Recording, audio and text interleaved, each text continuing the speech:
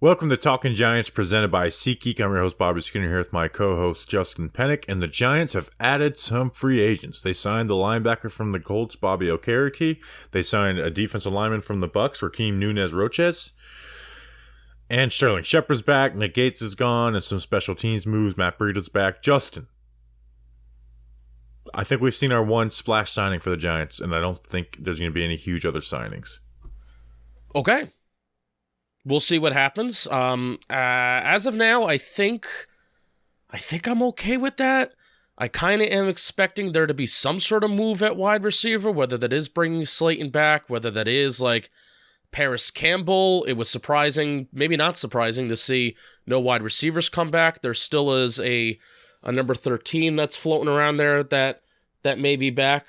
But regardless, we'll talk about that as it comes. Bobby Skinner, the New York Football Giants are a better football team today than they were yesterday. And that is great news to me. So let's talk about it. Yeah, we're going to start with Bobby Okereke. But first, this episode is brought to you by a couple special people. Chris Monchal, who he actually joined the World Beater tier. How about that? So did Pete Benedetto from last week. And then just John. Regular old John. His name is like my old boss's name is saved in my phone. Just John. Dear John. Who are these people, Justin? They went to patreon.com/talkgiants. $2 a month plus monthly tiers. You get to hang out with us live while we record the shows. It is 12:26 a.m. on March 14th right now. And we're recording this show. And we're talking about the Giants. And we got 20 people in here kind of hanging out with us. And we're all reacting to Bobby Okereke being a pretty good linebacker for the Giants, and he's going to be a good linebacker for the Giants. We certainly hope. Patreon.com/talkofgiants. There's some other tiers. There's some other perks to it, too. You know the drill. Thank you. Love you.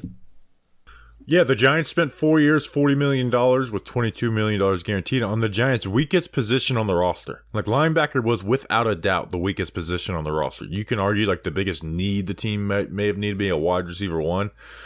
But linebacker is weak, and they signed Bobby Okereke from the Colts, who's 6'1", 235 pounds. Justin, he'll be 26 when the season starts.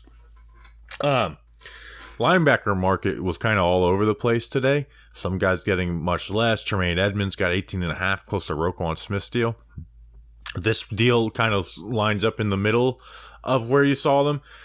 And we knew the Giants were going to spend money on linebacker. We flat out knew. If there was one position we knew we were going to spend it on, it was going to be the linebacker. Because one, there was guys that were available, and it was such a weak position. And Okereke, Justin, he is an athlete at the position. He plays fast. He is a good linebacker. He's not a great run defender. He's a good run defender, I think, with room to grow. And honestly, people will bring up his coverage as a negative, and some people did to me, and you look at his PFF stats and gave up all these catches. I am very impressed by his coverage skills. I mean, go check out the breakdown that's out now, Justin. This is a good player. He's not a defense changer, but he kind of is for the Giants because their linebacker position was so weak. This is a signing that that you have Dexter Lawrence, Leonard Williams up front, plus you have some edge rushers that you've put some significant draft investments to, knowing that they could take care of their business up front. Because really, Bobby, the main question that I have about Okereke is, can he be a Mike linebacker? Because Okereke's the kind of guy where I'm a sucker for the athlete. I'm a sucker for the guys that can run downhill, the guys that can run sideline to sideline, the guys that can run like a bat out of hell, and then they're good in the open field and they deliver those hits. We saw Okereke deliver, a hit to Saquon Barkley, when Barkley catches a screen, on that January 1st game. We've seen these highlight plays from Okereke, but really my main question is, can he be the Mike linebacker that the Giants are looking for? But he's an exciting player, and without a doubt, he is 150%, 200% an upgrade over, what we had last year at the Mike linebacker spot. And we did it at an affordable price too. I think the Blake Martinez deal was 3 years, $30 million, with $19 million in guarantees. So this is another year added on, except the guarantees are around the same amount. So this may even be a 2-year deal, and a deal that we can get out after 2 years. We don't exactly know yet, but good deal for the Giants and Joe Schoen. Yeah, and he's not the same player that Blake Martinez was when for the Giants, and he can grow. Blake Martinez grew a good amount for when he joined the Giants in 2020. But again, with the cap going up so much since then, it's been 3 years since that deal happened. To get the same amount of average annual value is like, it's like a $6-7 million deal to win and in that market. And I thought the Giants would have to break the bank a little more than this at linebacker, even though there was a lot of linebackers out there. I did think that they'd have to break the bank a little more. Let's talk about him as a player and the positives and all the negatives. Like you said, he is fast. He's an athlete of a linebacker. He's not Roquan Smith fast, but he's fast. Like there will be no athletic limitations into his game. How does he do versus the run, which is the number one job for a linebacker by a mile? That is the most important thing. The positive is that, like you said, he can use his speed. He can get into gaps. When he's in space, he works really well. When you're playing a zone team, he's not going to be the quickest guy in the world to diagnose it, but he diagnoses it fairly quick and he gets downhill and he's going to, watch the Titans game film of that game. He was getting in the backfield consistently and giving Derrick Henry some issues.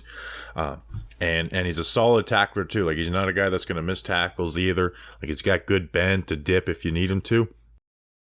Here's where I do worry about him a little bit, not a ton, because it wasn't major, because he still ended up being in the right place at the right time. But when you are facing all these counters and stuff like that, which the Giants struggled with, he is not amazing at diagnosing that and being ahead of the play. And that's why his tackle for loss numbers are 6 and 3 over the last 2 years, is because he's not going to make the wrong decision on there, but he's not really going to telegraph it and be ahead of the play on those, which to get run stops on those are where you need to be. Yeah, and, so here's some stats. He was tied for 16th in run stops, and these two metrics are according to PFF. So tied for 16th in run stops. He was 21st in run stop rate.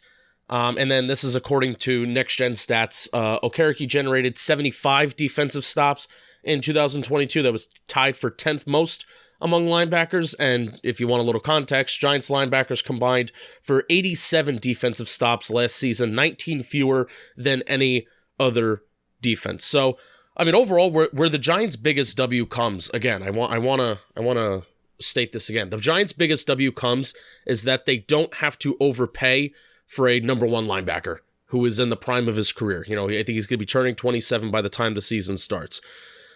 So again, I will throw this question to you because I agree with everything that you said. Fast, sideline to sideline, I'm a sucker for it. There's going to be some highlight plays that Okereke's going to have, especially in this Wink Martindale defense, that really prioritizes speed. They prioritize speed everywhere, and this even includes their other free agent signing, Rakeem Nunez-Roches. He's a fast defensive lineman at the interior spot. So here's my question to you about Okereke. Can he be a Mike linebacker? We know he could fly sideline to sideline, but can he win in a phone booth when he needs to? Yes. Again, he's not going to go, he is not the strongest guy in the world. He's 6'1", 235 pounds. That's a small frame for a Mike linebacker. So there is times where he gets beat, but he's not going to get bullied. There is times where he's not going to stun offensive linemen with his strength. Like, when offensive linemen can get in decent positioning on him and get good placement, he can struggle to get off those blocks, but he's not going to get pushed around and bullied, but he will get banged around, if that makes any sense.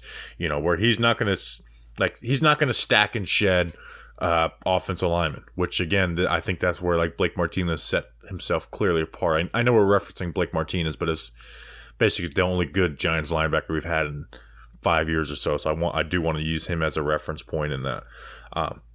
So again, he's not the highest IQ linebacker in the world where he's diagnosing stuff like crazy, but when he's playing the zone, he can get fast downhill, works well in space, and he's not going to get bullied, but he's not going to bully offensive linemen either. He's never going to bring the pop to an offensive lineman, and that shows up consistently. Yeah, because all the traits that we've talked about Okereke is of a will linebacker, and he has played Mike linebacker, especially as Darius Leonard basically missed all of this year. So he has played both Will and the Mike. But that's the biggest thing for the Giants is that, Take Kreiter, fine as a weak side backer. Micah McFadden, fine as a weak side backer. They had all these guys that were okay and fine as weak side backers, but just none of them fit that Mike linebacker spot. So I'm hoping that Okereke can be that for the Giants. And I think he can be. I think he can be, especially when you have such a good and powerful interior defensive line like the Giants do. It also doesn't put them out of linebacker, drafting that position early in the draft. No. So, I mean, there's that too. Do you want to move on to talk about him as a coverage player? Yeah, I do, because really the first thing that I want to talk about too, we talked about how fast he is, long, athletic, but I want to talk about how long he is. His arms are 30. He has a 34 and a half inch wingspan, 98th percentile arms. So I'm surprised to hear that he has a little bit of difficulty shedding blocks, because at least in my brain, I think if you can get some separation, if you can get some, length away from an offensive lineman, maybe they can have a difficulty getting into your chest and getting control. So the arm length doesn't show up there, but where it does show up, I think, is in coverage. When he's going up and making a play on a football, or whether he's making a tackle, or whether, he's deflecting a pass, that's where the arm length really shows up in coverage. So in man coverage, if he's playing the flats, he's pretty golden, man. For the most part in that Giants game versus the Colts, which by the way, he seemed to be the only player for the Colts to show up in that game. He was basically put on stop Saquon Barkley duty in the passing game, which, that if you want to remember back, that's when the Giants started using Saquon in the swing, those swing passes a lot more. Saquon had 2 catches for -5 yards. The one catch that didn't lose yards, he wasn't on him. I think he was blitzing on that play. He totally stopped those. He was quick to get over there and shut those down. When they did run the screen play, he was able to sniff it out, and he does sniff out screen plays consistently. That showed up all over playing the Titans, playing the Patriots. When you do try and throw some trickeration, the Patriots ran a draw play, -5 yard tackle for a loss, saw it from a mile away. He totally shut that down. And then in the breakdown that I did on him, those little flare out routes that running backs run, he was all over those. And I watched specifically on third downs, because a lot of what the Colts did, because you're going to look at his PFF stats and see he gave up a lot of completions. A lot of what the Colts did was letting linebackers letting the stuff happen in front of you. But on third down, it's you got to defend the sticks. And he would be put in man coverage on those flare routes, playing the flats. And he, consistently was able to get on glue on those guys and undercut them. He had an interception on Mac Jones in 2021 doing that. And he had multiple passes defended against, Dontre Hilliard of the Titans, who killed the Giants in the receiving game. Ramondre Stevenson, you mentioned Mac Jones on the Patriots. Ramondre Stevenson, one of the best receiving backs in the game, had a nice pass deflection where he got to show off those long arms, making some diving plays. There are some wow plays that Okereke has in coverage for sure. Yeah, and man coverage too. There was a play of the Titans where they actually completed it to Austin Hooper on this over route. He played really good coverage. Just Tannehill made a great throw and it was back shoulder. So he was at even before he opened up his hips with Hooper to run at 5 yards of depth. So in man coverage, he can be trusted. Now, you're not going to have him covering tight ends and receivers in man coverage, obviously, but most linebackers, when they're in man coverage, they're covering running backs, and he did well versus some good receiving backs, Saquon Barkley being included. And then when he is just in flat out zone coverage, spot drop, play curl hook, middle of the field, I thought he did a good job to close windows off. The one bad play in the 3 games of film I did on him was actually Isaiah Hodgins, where he was essentially manned up on Isaiah Hodgins. Hodgins faked out, and that was that 20-yard catch that Hodgins had in that game. But he knows what to do. Versus the Titans, they ran a mesh concept. He had a dropped interception in there where he totally baited Tannehill, was able to get his hands on the ball. So I know they're gonna look at PFF stats of coverage, but I am very excited about his coverage. He's not Fred Warner or anything like that, but Wink Martindale prioritizes that with his linebackers, and Okereke does a good job with it. And it seems with coverage stats with linebackers, especially team driven. I was just about to say it's about what the defense is asking the linebacker to do. And Okereke was, this is another next gen graphic that came out. He was tested often in 2022. He faced the most targets of any linebacker in the National Football League. And it's very clear based on film that it was either, okay, you're going to be following a tight end, you're going to be following a running back. And, they didn't necessarily put that like extra safety on the field. The Colts did put that extra safety on the field, and his job was to follow like a Saquon Barkley, like a Ramondre Stevenson. That was Okereke's job. So most targets of any linebacker in the National Football League last year, according to Next Gen, and he held his own. Okereke allowed minus 2.3 receptions over expected, which is really, really good, and 5.9 yards per target, which again, I think that's pretty solid. And just based on the eye test and seeing his ability to make plays on the football and make plays on receivers, limit yards after the catch, come up, make a tackle, and with his speed, I'm not concerned. I think coverage abilities of linebackers, I agree with Bobby. I think that's an overblown talking point, especially when you talk about free agency or the draft or how you evaluate this player. But with Okereke, I think it's a strength, and I don't envision Wink Martindale really putting him in compromising situations. But if there is a running back that maybe we don't want Xavier McKinney covering this speedy running back out of the backfield, kind of like we did last year with McCaffrey. If there's a game where maybe there is a running back that's borderline, should we put a safety on him or not, we could feel confident putting Okereke on him, and Xavier McKinney can continue to play safety wherever he needs to play safety. Yeah, I don't think Dontre Hilliard goes off the same way if you had Okereke on the film. No, not at all. You're able to do, like you said, use McKinney differently versus Christian McCaffrey with a guy like Okereke, and he's showed to be a good open field tackler too in those situations. Like a lot of his his tackle for loss numbers aren't very good. He only has 9 over the last 2 years, which not horrible, but a lot of those came on passing plays, and kind of, he was able to show off his speed and range in those. So Okereke, good linebacker signing, fairly a reasonable deal.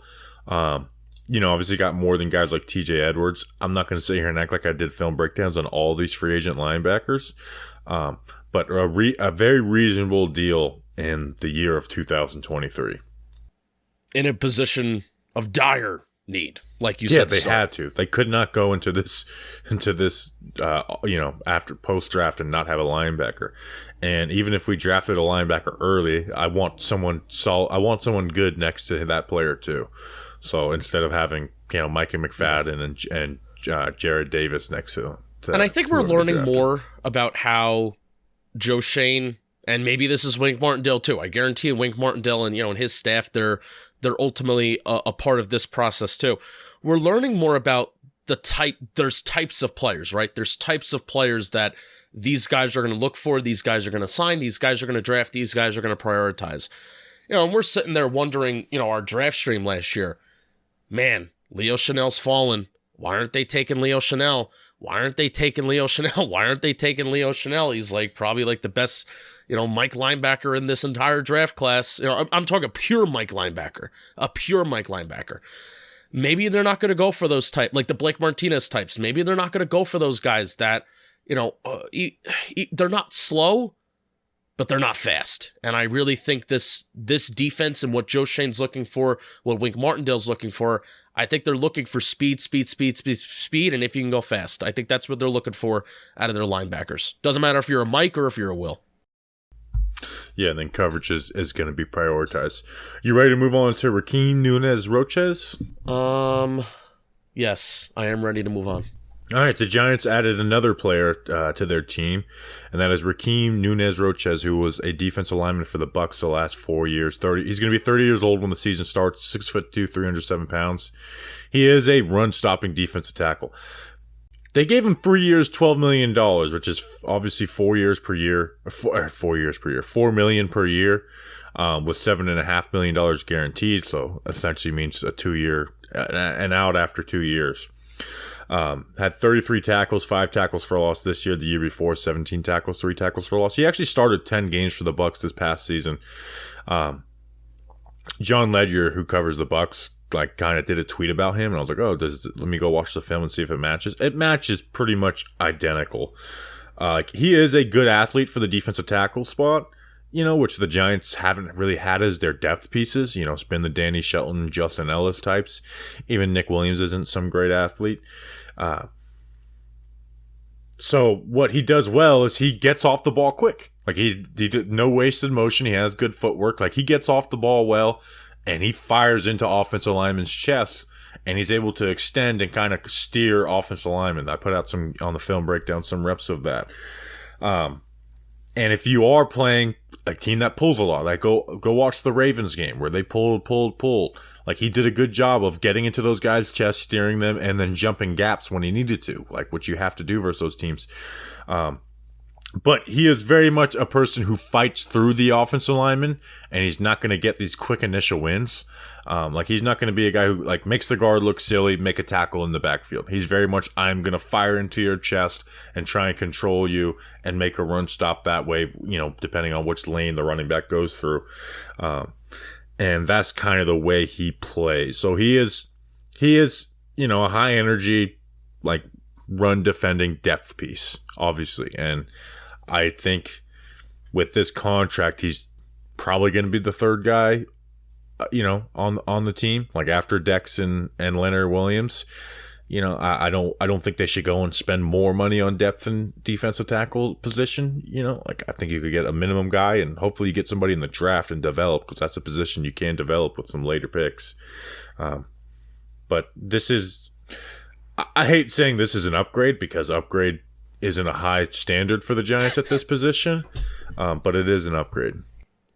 Yeah, I like the signing. High motor, plays to the whistle. I don't think there's ever Jihad Ward of defensive lineman. Yeah, more athletic for his spot though. Yeah, I definitely think he's a little bit more athletic for sure. I don't think there's ever going to be any plays where he just beats somebody's ass off the ball and he just makes this big play in the backfield. No, it doesn't happen. But he's not going to be as much. I know these guys play different positions, like Justin Nelson, Danny Shelton. Everybody wants to compare this guy to them. I mean, he plays nose tackle quite a bit. Like he plays mostly the 3-tech, but he got a decent amount of nose tackle reps too. He's not going to be as much of a liability against the run as those guys were. Justin Nelson, Danny Shelton, whenever they were on the field, despite their size, and we thought that Danny Shelton was going to be a little bit sneaky athletic, despite their size and whatever. I mean, they were just, I would roll my eyes every time they were on the field and be like, okay, well, we're going to allow 5 yards here. And really, the main job of Rakeem Nunez-Roches is to help the run defense not be an absolute disaster when Leonard Williams and Dexter Lawrence are off the field. And credit, I just shot Doug Analytics a DM today and was like, can you just give me the stats of Dex and Leo off the field and how he did? So when Dexter Lawrence was off the field, the Giants allowed 6.86 yards per carry. When Leonard Williams was off the field, we allowed 5.47 yards per carry. I know the Giants' run defense was bad when they both were on the field too, but those numbers are probably worse than the yards per carry that we allowed when both those guys were on the field together. So really, that's Nunez-Roches' Nacho.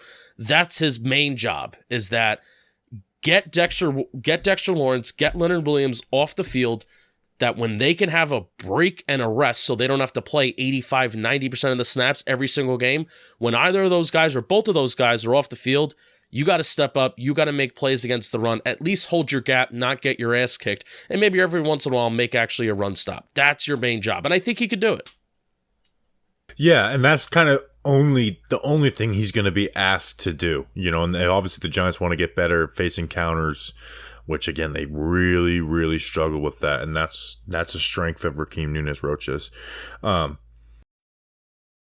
He does struggle with double teams, but we saw with Justin Ellis and Danny Shelton that being 360 pounds doesn't really necessarily help you with double teams, even though he is kind of lighter, especially if he's playing the nose tackle spot. I wouldn't really want to put him out at 5 technique ever. That's when he also really struggles, is like the tackles. Like the guys with long arms will give him issues, but when he's facing guards and centers, the guys who are going to have shorter arms, that's when he's able to fire into their chest and extend and kind of steer them. But anytime he was up against a tackle and they have, don't have to be the strongest tackles in the world, but they got those long arms, they were able to land on him, they were able to move him around. And then obviously double teams gave him issues too. And the biggest negative is he adds 0 pass rush value. Like he will run into a play here or there. Like he's not Justin Ellis where he won't get a sack for 8 years of playing consistently, but he also doesn't get sacks. Like he had 2 this year. I think he had 1 2 years before. I don't think he had any others in his career. Every once in a while, he'll work a cross chop. He had a big sack versus the Rams. But once he's got hands on him in the pass game, which happens, like he's very much like he's an aggressive type of defensive lineman. So when pass pro is passive and they're able to, sit back and get hands on him, he's just done. Like he doesn't have the leg strength to really push the pocket either. He is a zero in the pass rush game. He's kind of stiff. Is it just me watching him? Like he's fast, he is athletic. His first step is really fun. It's the first step or nothing. He is stiff once he gets connected after those first couple steps. Yeah. And if he doesn't have total control of the offensive line, he's like breastplate. Yeah. And a little cool nugget that Doug Analytics came up with Nunez-Roches. 52% of his snaps came from 2 defensive alignment formation, and then Bucks used two defensive alignment formations 58% of the time. I feel like that's where the Giants are trending. The Giants are trending towards having more outside linebackers, more edge rushers on the field at one time. So then hopefully when we get to those passing situations, or even on early downs, the Giants want to put more linebackers, and again, they want to put more speed out in the field. So hopefully the way that the season goes, just health-wise, hopefully Leo and Dex are healthy. Maybe we add another guy in the draft that's maybe ahead on the depth chart. I don't see that coming this year, but hopefully Nunez-Roches is at a point where he's never being asked to consistently be out there on passing downs and passing situations. I mean, anytime it was like this is most likely a pass situation, the Bucs took him off the field. Yeah. Like they would not put him on the field in passing situations. So if it was third down, he was never on the field. Like there's no third downs and 5s that he's on the field. If it's 2-minute drill, they wouldn't. I don't care how much of a blow the other guys ahead of him needed, they wouldn't put him on the field. So he's not going to add you anything there. Anything else on Nunez-Roches? I'm really excited for this one particular Taco instance and play. Did I say taco? I said nacho before. It's not taco. Or yeah, that was really bad. It's nacho. My bad. I was like, did I get it wrong? Yeah, I'm excited for Nacho. I'm excited for this one specific instance and one specific play. I'm really excited to see what he's going to do. This is the only time where I could see him blowing up a play, is when he's on the outside shoulder of an offensive lineman and they have to reach block and they have to get on the other side of his head because they're not going to get there. He's got the quick first step, they're not going to get there, which is needed. Obviously, their depth with their nobody on the Giants defensive lineman depth wise after Dex and Leo that did well in that. So that's where he's really going to cause chaos. I'm happy with this signing. Maybe a slight overpay, but I mean, I'm not going to lose my mind over it. It's really not, though, with the defensive tackle market. We got to get kind of used to these numbers. The defensive tackle market is insane, and it's kind of gone that way the last couple of years. Dalvin just got 4 years, $57 million. Yeah, is that what Dalvin got from the Browns? Yeah, I mean, Austin Johnson got what, $20 million last year. BJ Hill got 3 years, $30 million. Yeah, the defensive tackle market is insane. But again, I'm happy with this because there's some like national media, and I've been given a lot of props to the Athletics football show. They talked about Nunez-Roches. They talked about Nacho as like an underrated interior defensive lineman piece towards the end of like their free agency preview episode. And apparently, Nacho's got some spunk in his personality, which this regime seems to take seriously.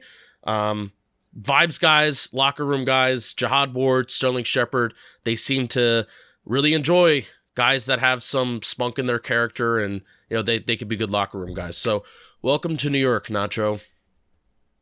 Welcome to New York, Nacho. All right, Justin, why don't you talk to us about something, and we're going to need it because we had to say goodbye to a friend. Oh, no. This show is sponsored by BetterHelp. If there is ever somebody that you need to say goodbye to, whether is this a breakup? Does it feel like a breakup, or does it feel like we're losing a loved one? It feels like we're losing a loved one because we still love them. We still do. We're losing a loved one because we still love them. And what hurts is that we're losing a loved one, yet he's like coming back from the dead, and we'll still see him like twice a year, which is crazy. And the idea is like he wants to play on the field. He broke his leg. Like, yeah, as long as Billy Price isn't throwing defensive linemen through his leg, I think he'll be okay. I don't think it was the field's fault that Billy Price just tossed the dude through his leg. Anyways. And I think a 3-year deal with probably 2 years of guaranteed money, I think that does some good too. So this show is sponsored by BetterHelp. Getting to know yourself can be a lifelong process, especially because we're always growing and changing, and life keeps throwing curveballs at us, you know. Working with a therapist can help you get closer to the best version of you. Therapy is all about deepening your self-awareness and understanding. If you're thinking of giving therapy a try, BetterHelp is a great option, almost as great as Nick Gates. It's just convenient. It's convenient, flexible, affordable, and entirely online. Just fill out a brief questionnaire to get matched with a licensed therapist and switch therapists anytime for no additional charge. Discover your potential with BetterHelp. Visit betterhelp.com/TalkinGiants today to get 10% off your first month. That's BetterHelp, HELP.com/TalkinGiants. You'll be glad you did. Bobby, before we talk about Nick Gates, we always do this. It's late. You know, we're tired. You've been doing film breakdowns all day. I want a vibes check. Speaking of vibes, guys, and locker room guys, I'm trying to do this as a show more often. Instead of just giving analysis, well, how do we actually feel? Day one of free agency is over. The Giants added their 2 new pieces. How do you feel? Good. I wanted linebacker. If there was one position, it's like they're going to spend money, linebacker. And I didn't want to be an overpay. Like, there was every year in free agency, and it's probably like a 20% minority. It's like, what are we doing? And it's like, that's just not how it works. I even went and looked at the times the Giants signed James Bradbury, Kenny Golladay, and Mark Lewinsky. The Golladay year was a little different because it was like 5 days without any big signings. But it's like the signings usually happen like at 7 or 8 o'clock in the afternoon. And that's what happened with the Giants again today. So again, I don't want them going out there and giving out a ton of contracts. Never wanted that, but I did want a linebacker, and they got him on a good deal. Defensive line depth, good deal. Again, not expecting much out of him, but good deal. And we'll see what happens. Wide receiver is the biggest question mark on how that is addressed. Like that is the biggest question mark for the Giants as they finish this free agency and go into the draft. So no wide receivers have signed at time of this recording either. No, which is kind of crazy. Like not even one. There wasn't even a team that did a Dave Gettleman. Oh, I'm just going to go and get Devontae Booker as the first move of free agency type of thing. Do we both agree that Blake Martinez at the time that he signed with the Giants? Oh, this is an interesting question. At the time that he signed with the Giants, who's a better football player, Blake Martinez or Bobby Okereke? Blake. I'd agree with that. Blake was under... I don't think people realize how bad of a defensive coordinator Mike Pettin was for the Packers and how bad of situations they put Blake Martinez in. But again, I know they're both $10 million a year, but again, we're 3 years later into this. So like it's a cheaper deal. Yeah, I think the biggest W with the Okereke signing is the fact that how cheap that they got a good linebacker. There isn't a lot of good linebackers, and especially there isn't a lot of good Mike linebackers in the NFL. It's like an NFL problem. Yeah. So I'm glad they got that done. Let's talk Nick Gates. Let's talk Nick Gates. Signed with the Commanders, 3 years, 16.5 mil, can be up to 18 mil. So it comes in a little less than what the Giants gave Mark Lewinsky. So a fair deal for him. Obviously, he gets to train and play football this year. Obviously, we were a little sourced up on this one. I didn't expect the Giants to match that, but I am a little frustrated that they basically offered him the minimum and said, we're not willing to negotiate it, and we want you as a utility. You can't, we're not going to let you, work at center. They didn't want him at all. And we'll see what happens with John Feliciano. I wasn't saying bring back Gates as a starting center. Maybe you could draft a center. Maybe there's a center in free agency that you think's good, and that changes everything. We're talking about how can you be mad about a guy like Shep being back? Gates was a guy that deserved more than the minimum contract. I mean, he was a good center in 2020, broke his leg, came back, was up and down at guard. When he did get to play center, he was good at center. And now he gets an off season to actually train and play football, and he's much younger than John Feliciano. And maybe Feliciano's not back. We'll see. But I would have liked there to have been at least somewhat of an effort to re-sign him, even though I don't think they were ever going to match what Washington gave him. Yeah, and we know that.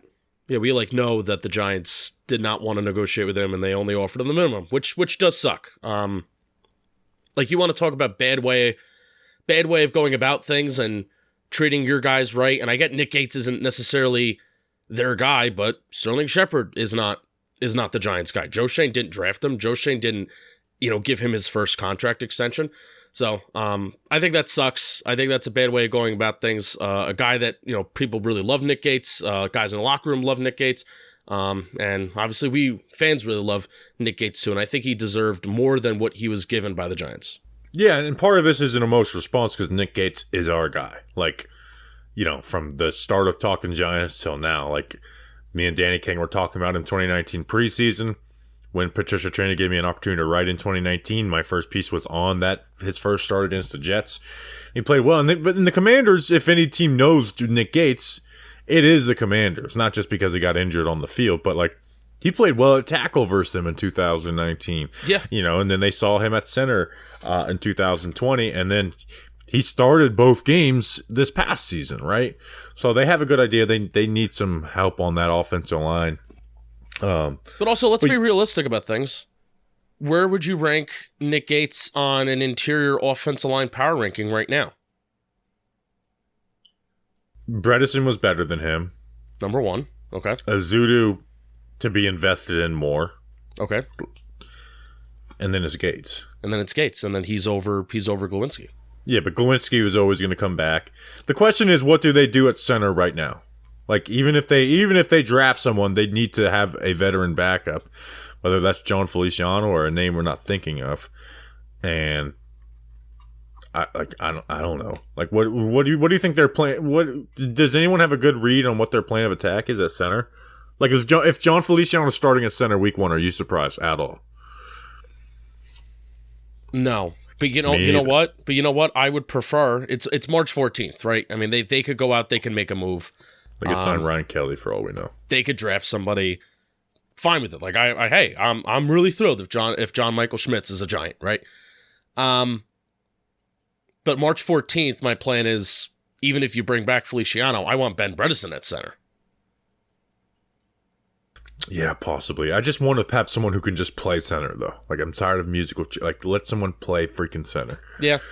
And Washington is going to give Gates that opportunity, we think. Yeah. Yeah, that was a part of their pitch to him, is they wanted him to play center.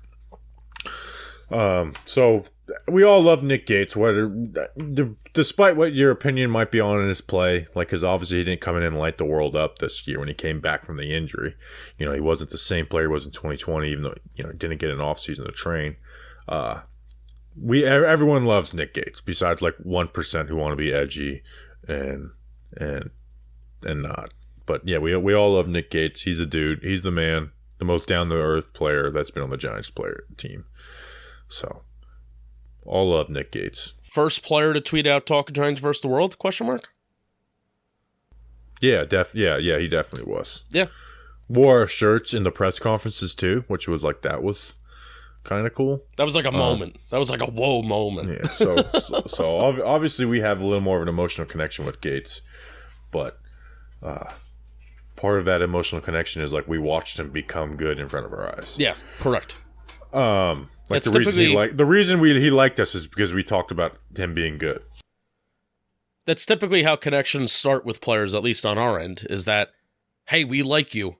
We're going to talk good about you because we genuinely like you as a player. And then they see it, and then we'll continue to like you. Yeah, if we don't think you're good, we won't try and make a connection with you. Because it's like if a bad player said something about us, it's I want to kind of shit on you. When Julian Lev tweeted out Talking Giants the day versus the world, the day after I ranted on how he didn't deserve the most underrated award. It was this is awkward. Yeah. All right, Sterling Shepard's back, 30 years old, minimum contract with per game incentives. It's a minimum contract. So It's a minimum contract, so you can't complain about it. That was our talking point. Like, if he comes back, it has to be on a minimum contract, and it can't be a penny more. Vibes guy, he's a good wide receiver when he's playing. Now, the injuries are piling up like crazy. And at some point, this guy does have to retire. No matter how good for the locker room he is, at some point, Sterling Shepard's going to have to retire, and 30 years, playing till 30 years old is a good run in the NFL. Here is my question to you, and this should be the Sterling Shepard conversation that no one else is happening. What is the plan for Sterling Shepard? Because it can't be the same plan as last offseason, where it's like rehab and then come back and then you're a starting wide receiver.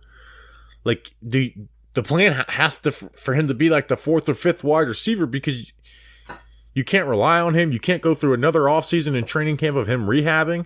We'll see what he comes back. And again, there hasn't been a season he hasn't missed games since what? His first year or second year, whatever it was.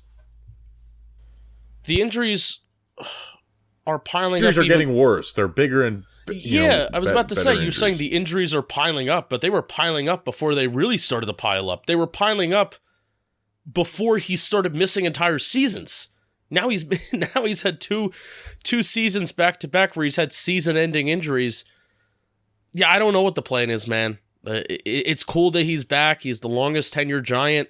When he's out on the field, he's bad system proof. He's like the only player since he's really good when he's back on the field, but he's missed 34 games over the last 4 seasons.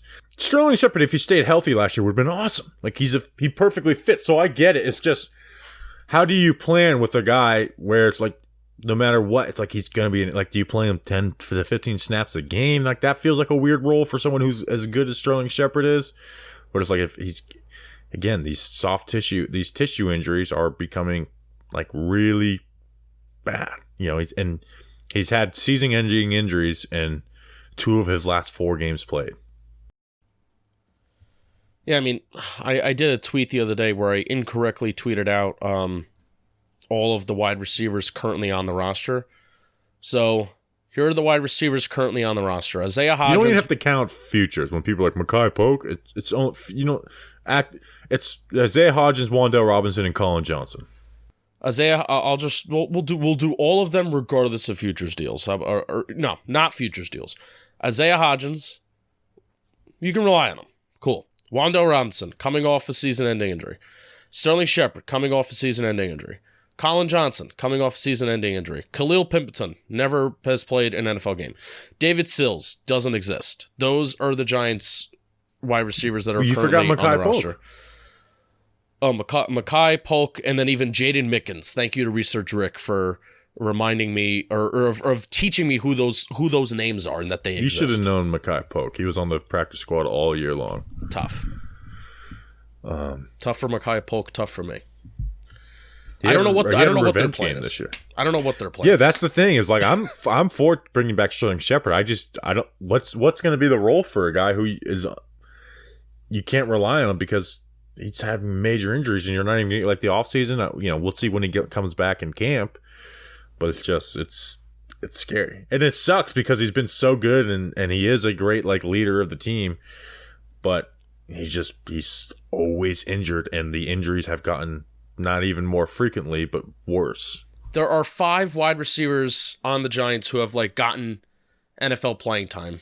David Sills is one of them. So again, he doesn't exist. So I guess there's technically 4. There's 4 wide receivers that have gotten legitimate playing time that are on the Giants roster right now. 3 out of 4 of them are coming off of season-ending injuries. So yeah, wide receiver is a huge. I mean, like we said earlier in the pod, wide receiver is a huge question mark. It's not even just a huge question. I mean, people are talking about wide receiver 1, which I guarantee this is the Giants' mentality this offseason. Like, they're not dumb. They know they need a wide receiver 1, but I mean, freaking forget wide receiver 1. They need bodies. They need people with pulses that can play wide receiver. That's what they need. More than a wide receiver 1. That's what the Giants need right now. Well, they don't need a backup running back because the Giants re-signed Matt Breida to a deal, $2.3 million, including incentives. I would assume it's more of the minimum with some incentives, like if he starts games and gets significant carries. We didn't get the full details on that yet. I think this is a good re-signing. I like Matt Breida. He had some very important reps when they ran 2-back sets, especially on third down when they ran the wild card. Like, his speed is very valuable. You can't teach that type of speed. And again, he never really got more than a few carries a game because the Giants were using Saquon Barkley as a workload back. Besides obviously the last game of the season. So Matt Breida, I like Matt Breida. I think he's a good backup running back. For most, like, I would be fine if we had a Matt Breida 1-2 tandem with a decent back and not Saquon someone as good as Saquon Barkley. I agree. So glad Matt Breida's back. I don't really have much to add on that. No, I love the speed.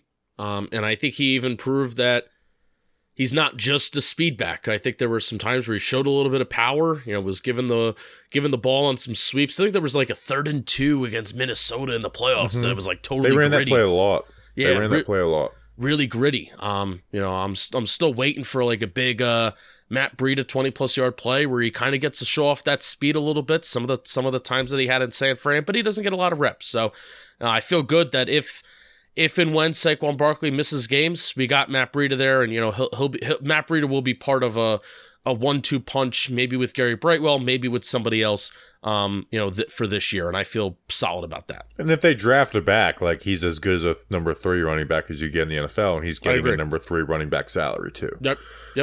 So there's that. All right, special teams update, and then we will end this show. Casey Kreiter's back as a long snapper for year 4. I love Casey Kreiter. I hope he's a Giants long snapper till he's 50 years old. He's had one bad snap since he's been here. That was the Titans game week 1. He is really good. Like, he's an awesome long snapper. It's you don't notice if you're not talking about your long snapper, you got a really good long snapper. Casey Kreiter's as good as they come. He's a Pro Bowler. The gang is back. All 3 of them. Graham Gano, Casey Kreiter, and Jamie Gillan. They're all back. Yeah, and they are truly a family. Jamie Gillian's back on a 2-year, $4 million contract. Now, this people got mad about. And I get it, because Jamie Gillan was a bad punter last year, right? He was. And Grump made this point, and I actually went and looked at it to see if he was right. What are the other options? Brad Pinion, who was like the 18th best punter in net yards per punt. Like, that's really the only option out there, like you say, that's better.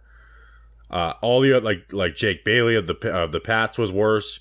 I forget the guy's name. The other guy was worse. Unless you wanted to get like 40-year-old Tom Morstead, he's probably going to sign with a different team. You really don't have any other options. So Jamie Gillian is not another punter. Or what do you want to get? Riley Dixon? He's out there. Like, you got to have an answer. You can't just get rid of a guy because you don't like him. Yeah, Jamie Gillian was fine. Like, he had bad moments. He had the drop punt versus the Eagles. Oh yeah. I'm so bad with special teams. I'm really glad this is the end of the show. I hate special teams. Yeah, we all do. But it's just like I went and looked. It's like you got to have a solution to this. And if your solution is, well, we got to get Brad Pinion, who is the 19th best punter in the NFL. I'm like, okay. Like, if you have that strong opinion of your punter ranking being different by 5, but also being a holder matters and having that, being good at that. Yeah. No, it never was a single issue with that. I think he was good at kickoffs too. So Jamie Gillian's back. I'm not thrilled about it, but I'm not going to bitch and moan about it either. Have a bad punter on the team and incentivizes you to go for 4th down more. That's my mentality. Word up. All right, Justin. No. Is Odell coming back, Bobby? No. That's an episode. Jerry Jeudy, though, possibly. Like, that's kind of been some rumblings about that, and I would be down for it. I won't say at the right price, because everyone says at the right price. So it's like, well, anything's good at the right price. Odell? Like Jerry Jeudy. Oh, okay. Even with Odell, it's like if he's here on a short-term deal and cheap, it's like, what in God's green earth do you think he wants a short and cheap deal? So some of the responses to like I would trade a second round pick for Judy was like I'd do it for a third rounder. Well, third rounder's not getting it done. So just say you don't want Jerry Judy, which is a fine opinion. There's nothing wrong with having that opinion. That was my nickname in high school.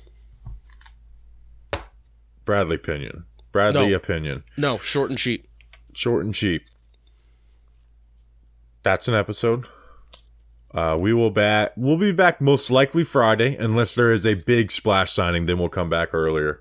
But most likely Friday to round up the rest of the Giants free agent signings. We appreciate you. We'll see you then. Until then, let's go Big Blue.